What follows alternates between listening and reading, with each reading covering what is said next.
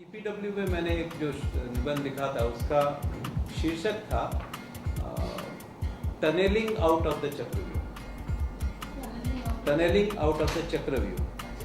हाँ, टनेलिंग की उपमा जो थी वो क्वांटम फिजिक्स से ली गई थी कि कई बार होता है कि जब वो एक कण होता है वो अपनी चहारदीवारी जो होती है, चहारदीवारी में कैद हो जाता है, वहाँ से जब निकल नहीं पाता है तो कैसे वो एक टनल बना के निकल जाता है। ये चक्रव्यूह मैंने इसलिए कहा था कि अभिमन्यु के मामले में तो वह चक्रव्यूह में गया और वहाँ उसकी मृत्यु। हमारे यहाँ बालिकाओं के बारे में आज ये हो रहा है कि चक्रव्यूह ही उन तक पहुँच रहा है, कोख में रहती हैं तक।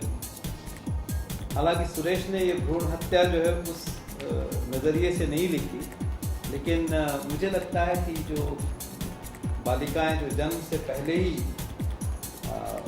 जिनके ज़िंदगी का हक छीन लिया जाता है, शायद ये कविता उसको बड़ी अच्छी तरह से उजागर करती हैं। तो सुरेश से ये मेरा व्यक्तिगत अनुरोध है कि भ्रूण हत्या 103 ये कविता का शीर्षक है भ्रूण हत्या। अभिमन्यु, तुम भाग्यवान थे। तुमने माँ के गर्भ में जो सीखा उसे दुनिया को दिखाकर तो गए। हमारी व्यथा सुनो, जो जन्म से पहले ही मर गए। हमने भी आधा अधूरा समझा था जीवन के गूढ़ रहस्यों को, मनुष्य के चरित्र। हमें विश्वास था अपनी तैयारी पर। किसी भी चक्रव्यूह में फंसने पर तुम्हारी तरह नहीं मरते। बेहिचक शत्रु को हराने के लिए कोई भी प्रपंच रचते। धोखे से मारा गया था तुम्हें, इस तरह हम नहीं फंसते। पर हम भाग्यहीन, हमारा पौरुष देखने से पहले ही हमें कर दिया गया विलीन। तुम पांडव दल के सेनानी थे, तुम्हें तो मारा था कौरव दल ने। किंतु हमारी हत्या में कौरव और पांडवों दोनों का हाथ। महाभारत के महानायक भी उनके साथ, ये आश्चर्य की बात है। हमारा भी प्रण है, जन्म लेने का यदि मौका पाएंगे, किसी भी हालात में तुम्हारी तरह नहीं मारे जाएंगे।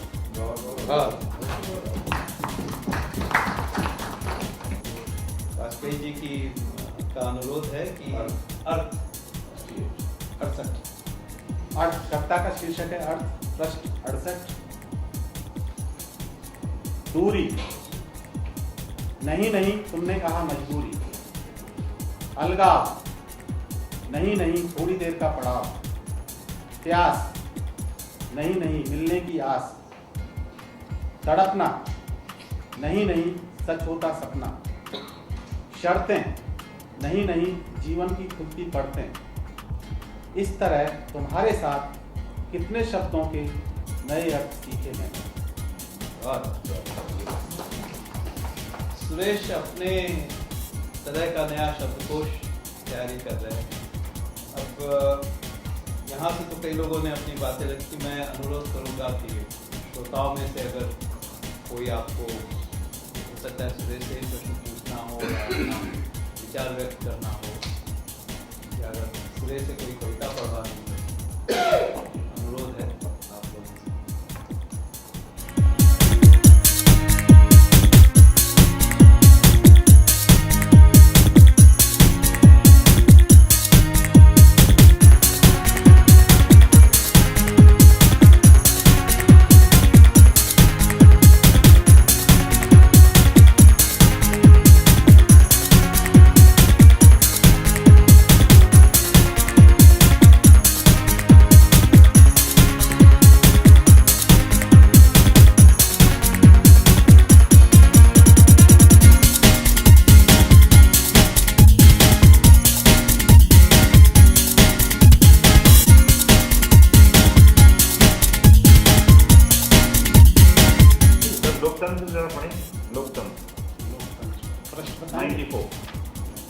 है 94।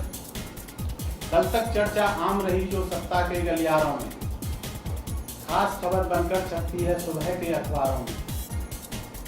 उत्साही जनता को अब कैसे बहलाया जाएगा, इसी बात पर फोड़ मची है कुर्सी के दावेदारों में। जिस इज्जत की खातिर सब कुछ छोड़ दिया, वो इज्जत नीलाम हुई सरेआम बाजारों में। नकदी औरत दारू गांजा सुरफा खेल तमाशे, कमी नहीं है किसी ऐप की धंधे के फनकारों में। प्यार के लिए वक्त नहीं, प्यार के लिए वक्त नहीं, नफरत के लिए कहां से लाऊं मैं। प्यार के लिए वक्त नहीं, नफरत के लिए कहां से लाऊं मैं, तेरे जैसी फितरत कहां से पाऊं। और ये सुरेश ने थोड़ा सा मेरे ख्याल से असावधानी वश ये लिख दी है कविता, लेकिन पढ़ दें। एक नंबर पृष्ठ पर है, कविता का शीर्षक है दिन।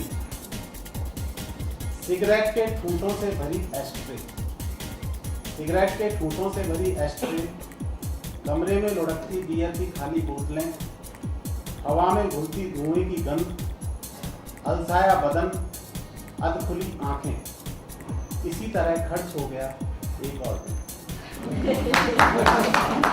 लेकिन उनके सवाल का जवाब मिला नहीं, इसलिए आप ये बता मुझे लिखने का शौक था, जो जज्बा था, वो जब मैं स्कूल में पढ़ाई कर रहा था तभी से था। उसके बाद कॉलेज में भी रहा, और उसके बाद जब ट्रेनिंग में थे मसूरी में, कुछ कविताएं उसी दौरान लिखी गई जब फर्स्ट पेज और सेकंड पेज में हम मसूरी में थे। और कुछ जो मैंने देखा, जैसे एक मेरी कविता है, वो सुपर साइक्लोन जो उड़ीसा में हुआ था, महाचक्रवात, वो उस समय उस दौरान लिखी गई थी। उसके बाद जब हम ट्रेनिंग में थे तो उसमें उस वक्त एक चमोली में बहुत बड़ा भूकंप आया था, उस पर एक कविता है मेरी। इसी तरह अभी उड़ीसा में आप सबने शायद टीवी चैनल्स पे भी देखा होगा, पत्र पत्रिकाओं में अखबारों में पढ़ा होगा, फैलिन की एक घोषणा हुई थी, फैलिन।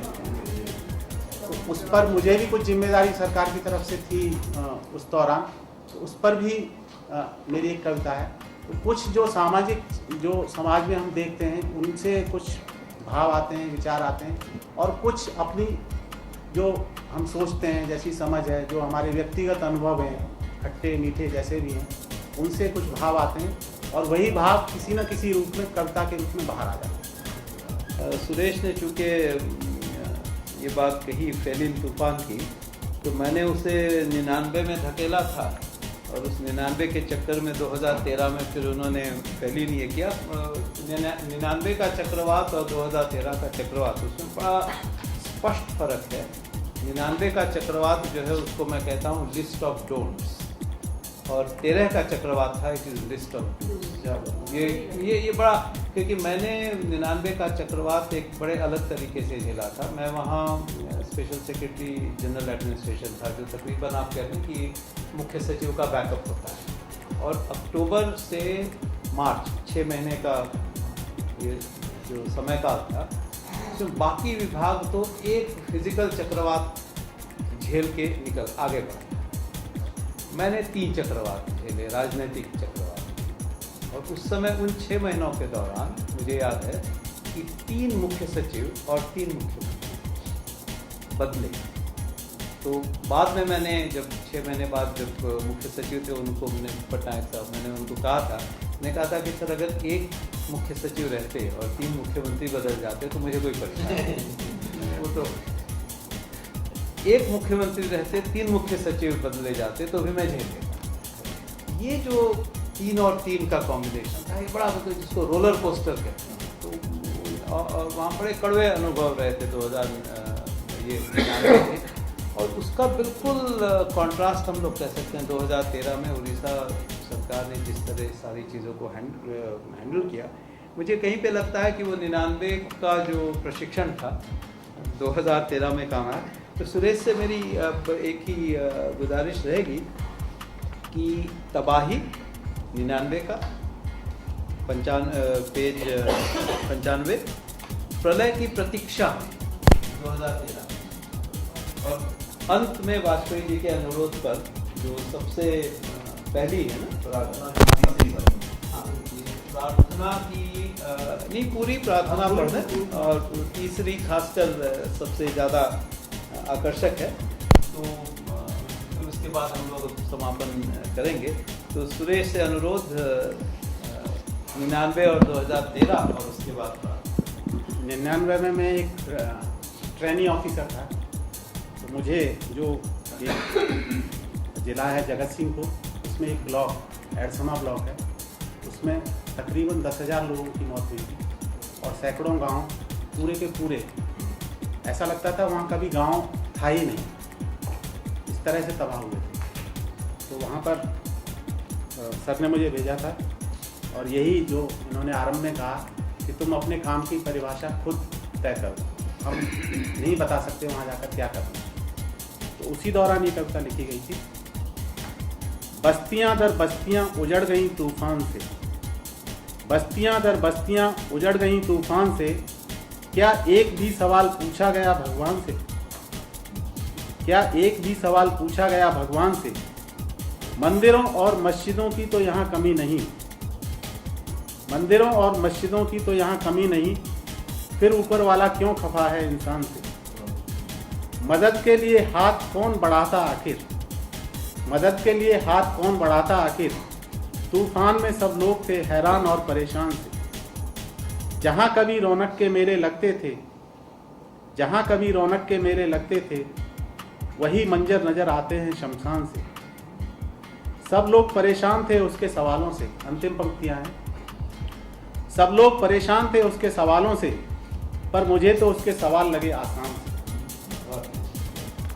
दूसरी कविता, ये मेरा 2013 का जो अनुभव था, जो 2 तूफान देखे, एक तूफान जिसमें इतनी तबाही हुई और दूसरा तूफान जिसमें हम तबाही को रोक सके। तो ये तूफान के आने से पहले उसकी जो वार्निंग इशू ही थी कि तूफान इतने बजे आएगा, तो उससे पहले की जो क्या स्थिति, मन स्थिति रहती है, उस पर मैंने कविता लिखी है। प्रलय की प्रतीक्षा। प्रलय से ज्यादा भयंकर है प्रलय की प्रतीक्षा, प्रलय से ज्यादा भयंकर है प्रलय की प्रतीक्षा। आशंकित मन, अनिश्चित जीवन, कल्पनाओं के घोड़ों पर सवार, घेर लेते हैं हजारों विचार। हर पल मरना, हल्की सी आहट पर चौंकना, डरना। हर पल मरना, हल्की सी आहट पर चौंकना, डरना। हर घड़ी बन जाती है एक सदी, प्रलय की प्रतीक्षा। संग्रह की पहली कविता है, 3 छोटी छोटी कविता है। पहली कविता सिर्फ 5 शब्दों की है। प्रार्थना। प्रार्थना, ईश्वर के न होने की यातना। दूसरी छोटी कविता है। प्रार्थना के लिए जुड़े हाथ, देवताओं के नाम बुदबुदाते होंठ, आशीर्वाद लेने को आतुर सिर, बंद आंखें। क्या ईश्वर को इसी नपुंसक श्रद्धा की आवश्यकता है। तीसरी कविता है, प्रार्थना ही शीर्षक है। सहेजो सुंदर और आकर्षक संबोधन, खोजो रंग बिरंगे पत्थर, नापो ग्रहों उपग्रहों की दूरियां, देखो मीनारों और गुंबदों के नक्शे, पढ़ो वास्तुकला की पुस्तकें। शब्द, पत्थर, दूरी, नक्शे, इन सब से मिलकर बनेगा एक प्रार्थना घर। शब्द, पत्थर, दूरी, नक्शे, इन सब से मिलकर बनेगा एक प्रार्थना घर। प्रार्थना की रचना अभी बाकी है।